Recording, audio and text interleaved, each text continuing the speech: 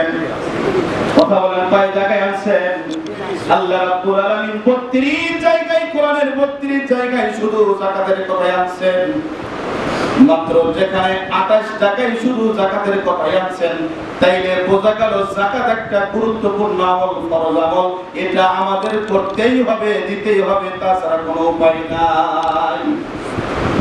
আল্লাহ রাব্বুল আলামিন বলেন, ওয়াল্লাযীনা ইয়াকনিজুনা আয-যাহাবা ওয়াল-ফিদ্দাতা ওয়া লা ইউনফিকুনাহা ফী সাবীলিল্লাহ ফাবাশশিরহুম বিআযাবিন আলীম।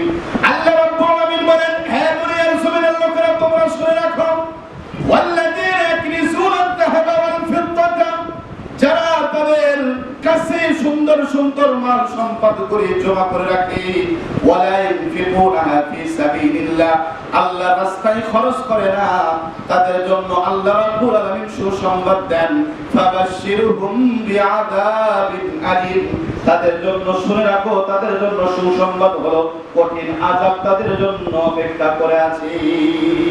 একটা কথা বলেন তো, সুসংবাদ কিসের হয় বলেন তো দেখি? কথা বলেন, সুসংবাদ কিসের হয়? দুঃখের না কষ্টের হয়? দুঃখ না কষ্টের? না সুসংবাদ হয় যখন আমাদের মনের ভিতরে আনন্দ হয়, যখন আমরা সুসংবাদ শুনি তখন কি হয়? সুসংবাদ দেওয়া হয়। কিন্তু এখানে বলতেছে সুসংবাদ হলো কষ্টের, তাইলে বোঝা গেল আযাবটা খুব কি হবে?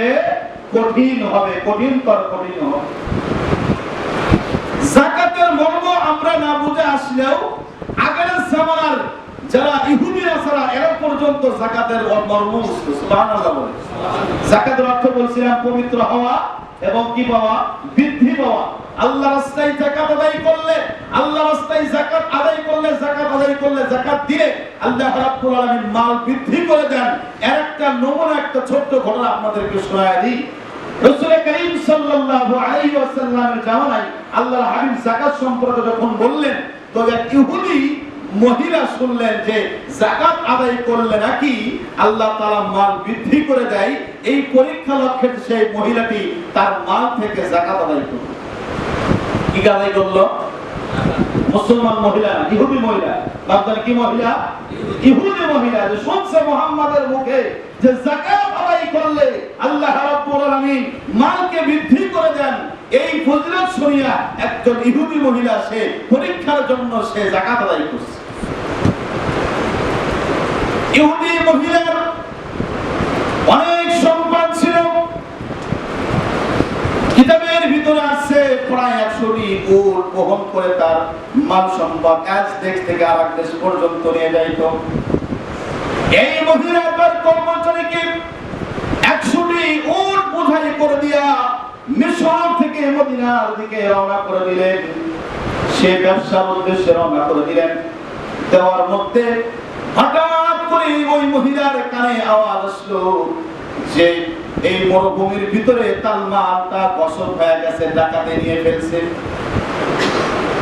এই মহিলা, ইহুদি মহিলা মনের ভিতরে ক্ষোভ থেকে বলল, আল্লাহর হাবিব বলেছে যদি যাকাত আদায় করা হয় মাল আল্লাহ বাড়ায়া দেয়, কিন্তু আমি যাকাত আদায় করলাম, কিন্তু যাকাত তো বাড়া তো দূরের কথা, যাকাত আমার থেকে ডাকাত নিয়ে গেল।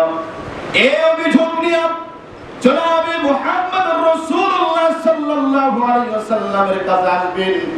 আসার আগ মুহূর্তে সে বাড়িতে দেখতে পেল 100 নাই, 200 নাই, 300টি উট হেনাল করতে করতে তার বাড়ির ভিতরে জমা হয়ে গেছে। ইহুদি মহিলা আশ্চর্য হয়ে গেছে, কি ব্যাপার? খবর শুনলাম ডাকাত আমার মাল মরুভূমির ভিতরে কসব করে ডাকাতি করে নিয়ে গেল, কিন্তু কিছুক্ষণ মুহূর্তের পরেই দেখলাম আমার মাল আবার বাড়িতে এমনি চলে আসছে। কর্মচারীকে ডাক দিয়ে বলল, কি ব্যাপার? আমার মালের খবর তো শুনলাম এরকম, কিন্তু দেখলাম আবার এরকম। ওই কর্মচারী ডাক দিয়ে বলে, হ্যাঁ মহিলা শোনেন, আপনার সম্পদ যখন যখন মরুভূমির ভিতরে নিয়ে যাচ্ছিলাম, যাওয়ার পথে দেখি ডাকাত দলেরা আগে আমাদের সামনে আছে, আগে ডাকাত দল আমরা পিছনে। হঠাৎ করে দেখি আপনার উটগুলো নিজের হাঁটুগুলি জমিনের ভিতরে বিছায়া দিয়ে দিছি। ওই যে বলে না, ওই আপনার চাকা পাংচার হয়ে যায়, গাড়ি আর যাইতে পারে না। তো আগের জামানা তো এরকম ভাবে গাড়ি নাই, উট এরকম মরুভূমির ভিতরে হাঁটু ডাবিয়া যেত, বিভিন্ন জায়গায় মরুভূমির ভিতরে কাঁচা থাকলে ডাবিয়া যায়। তো উট যখন ডাবিয়া গেছে, উটের একটা নিয়ম হলো যে প্রথম উট যা করবে বাকি উটগুলোর পিছনে তাই তাই করে। এই জন্য প্রথম উট যখন তার হাঁটু ডেবে গেছে মরুভূমির ভিতরে, তো পিছনের বাকি উটগুলো বসে গেছে, সামনের দিকে আর যায়নি।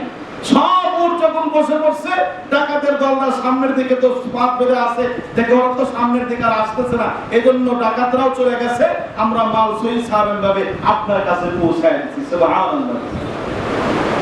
ইহুদি মহিলা বুঝতে পারলো না যাকাত আদায় করলে, যাকাত যদি মন থেকে খালেস দিয়ে আওয়াজ দেওয়া যায়, আল্লাহ রাব্বুল আলামিন অবশ্যই মালের ভিতরে বৃদ্ধি দিয়ে দেন, মালকে আল্লাহ বাড়ায় দেন। সুবহানাল্লাহ। জনাবে মুহাম্মদুর রাসূলুল্লাহ সাল্লাল্লাহু আলাইহি ওয়াসাল্লাম একদিন নামাজের মুসল্লায় বাইরে হয়েছেন, নামাজ পড়াইবেন। হঠাৎ করে যখন তাকবীরে তাহরিমা বলছেন, হঠাৎ করে তার মনে পড়ে গেল তার বিছানার নিচে কিছু মুদ্রা পড়ে আছে, স্বর্ণের মুদ্রা। ওই নামাজকে ফেলে দিয়া বাসায় যাইয়া স্বর্ণ মুদ্রাগুলি নিয়া দান করে আবার যখন মুসল্লায় দাঁড়ায় গেলেন, সাহাবায়ে কেরামরা জিজ্ঞাসা করলেন, ইয়া রাসূলুল্লাহ, ইয়া হাবিবাল্লাহ, নামাজের মুসল্লায় দাঁড়ায় গেলেন, দাঁড়ায় যাওয়ার পর আপনি তাকবীরে তাহরিমা বলবেন, তাকবীরে তাহরিমা না বলে বাড়িতে গেলেন, কারণটা কি? জনাবে মুহাম্মদুর রাসূলুল্লাহ সাল্লাল্লাহু আলাইহি সাল্লাম বলেন, যখন আমি নামাজে দাঁড়ায় গেলাম, আমার মনে পড়ে গেল আমার বালিশের নিচে দুইটা স্বর্ণের মুদ্রা আছে। আমি মনে করি নামাজের ভিতরে আমরা বলি ইয়াকা না'বুদু ওয়া ইয়াকা নাস্তাঈন, আমরা আপনারই ইবাদত করি আর সাহায্য আপনার কাছ থেকেই চাই। সুবহানাল্লাহ। আমি নামাজের ভিতরে বলবো আপনার ইবাদত করি, আপনার কাছে সাহায্য চাই, আমার অন্তরের ভিতরে এটা ফটফট থেকে যাবে, আমার বালিশের নিচে স্বর্ণের মুদ্রা, আর আমি এখানে সাহায্য চাই, এটা হবে না। এই জন্য মনকে ইতমিনান করার জন্য মালটাকে যাকাত দিয়ে আসলাম, এরপর আমি নামাজে দাঁড়ায় গেলাম। সুবহানাল্লাহ। মানুষ আল্লাহর হাবিবের কাছে কখনো মাল সম্পদ জমা রাখতেন না, যখন যা আসতো তখনই বন্টন করে দিবেন। সুবহানাল্লাহ। আর আমাদের স্বভাব হলো যত আসে তত জমা করে রেখে রেখে রেখে রেখে বছরান্তে যাকাতের যদি কথা বলা হয়, ওখান থেকে কিছু টাকা দিয়া গরিব মিসকিনদেরকে এমন শাড়ি দেয় যে 2 দিন পরলে ফেসকা হয়ে যায়, ফেটে যায়, ছিঁড়ে যায়। কথা বলেন ঠিক কি? এরকম যাকাত দেন না, আল্লাহর কসম করে বলি, আল্লাহর কসম করে এরকম যাকাত দেন না। কারণ আল্লাহ রাব্বুল আলামিন এরকম যাকাতকারীদের ব্যাপারে ফাবাশশিরুহুম বিআযাবিন আলিম বলা হয়েছে। আল্লাহর হাবিব বলেছেন, মান আদ্দা যাকাতাহু মুফতিলা লাহু ইয়াউমাল কিয়ামা, যেই ব্যক্তিরা সামর্থ্য থাকা অবস্থায় যাকাত আদায় করে না, আল্লাহ রাব্বুল আলামিন সেই ধন সম্পদগুলো কাল কিয়ামতের ময়দানে তাদেরকে সাপে রূপান্তরিত করিয়া গলাতে পেঁচিয়ে দেওয়া হবে। গলাতে পেঁচিয়ে দেওয়া হবে। গলাতে পেঁচিয়ে দিলে সেই সাপগুলো তার মুখে এরকম ভাবে কামড়াইবে, সবল না। এই জন্য যাকাতের মাল আপনি সেখানে যদি হয় 40,000 টাকা, সেখান থেকে 10,000 টাকা খরচ করে 38,000 কোথায় যাবে? নিজের পকেটে জায়েজ হবে? বৈধ হবে না। যাকাতের মাল 10,000 দিলেন, 38,000 পকেটে রেখে দিলেন, এটা কখনো বৈধ হবে না, জায়েজ হবে না। আপনাকে 40,000ই ব্যয় করতে হবে আল্লাহর রাস্তায়।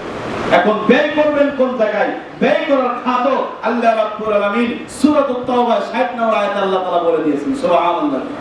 আল্লাহ রাব্বুল আলামিন বলেন, আপনারা যাকাত আদায় করবেন সেখানে লিল ফুকারা'i ওয়াল মাসাকিন ওয়াল আমিলিন আলাইহা ওয়াল মুআল্লাফাতি কুলুবুহুম। আল্লাহ রাব্বুল আলামিন বলেন, প্রথম শ্রেণীর লোক হচ্ছে ফকির, ফুকারা। ফকিরের জুমা বহুবচন হচ্ছে ফুকারা, যারা ফকির। ফকির মানে ফকিরের একটা সংজ্ঞা আছে, ফকির জাকতাক বলা যাবে না। ফকির যে চলতে গেলে মানুষের মুখাফিকি ছাড়া চলতেই পারে না। ফকির যে মানুষের কাছে হাত না বাড়াইলে চলতেই পারে না, তাকে ফকির বলে। ফকির যাকে তাকে বলা যাবে না। বুঝাচ্ছে কথা? তার দিন পর্যায়ে না, একদিনও চলে না, তাকে ফকির বলা হয়। এই জন্য তো মাসআলার ভিতরে আসছে, যদি একদিনেরও আখলাকি বাড়িতে থাকে তাইলে ওই দিন মানুষের কাছে